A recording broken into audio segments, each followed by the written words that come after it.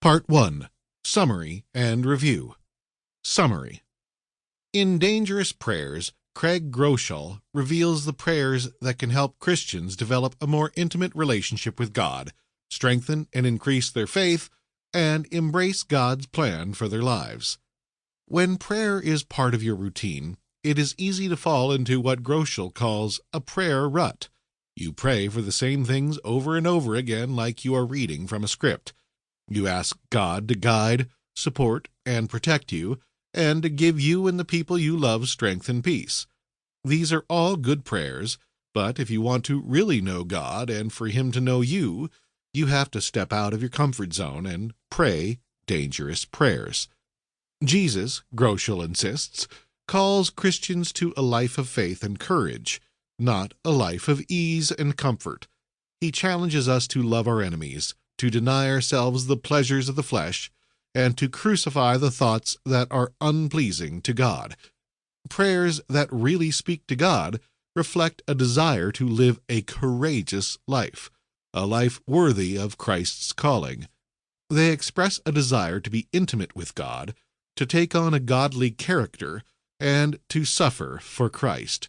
They are the opposite of comfortable, the opposite of safe. Dangerous Prayers is divided into 3 parts, bookended by a brief introduction and conclusion. The introduction compares safe prayers and dangerous prayers and explains why the latter works better. Each of the 3 parts explores one dangerous prayer. The conclusion is a call to Christians to audit their prayers and honor God with bold appeals. The first part, titled Search Me, is based on the prayer David prays in Psalm 139, verse 23 through 24. In this prayer, David asks God to search him, to know his heart, including his anxious thoughts and offensive ways, and lead him in the way everlasting. David essentially asks God to audit his heart, convict him, and redirect his life. It takes courage and open surrender to pray this prayer because, by instinct, we hide or rationalize our dark tendencies and cower at the prospect of their being brought to light. David knows, as he acknowledges in Psalm 139, verse 3, that God is familiar with all his ways, even the ones he hides from himself.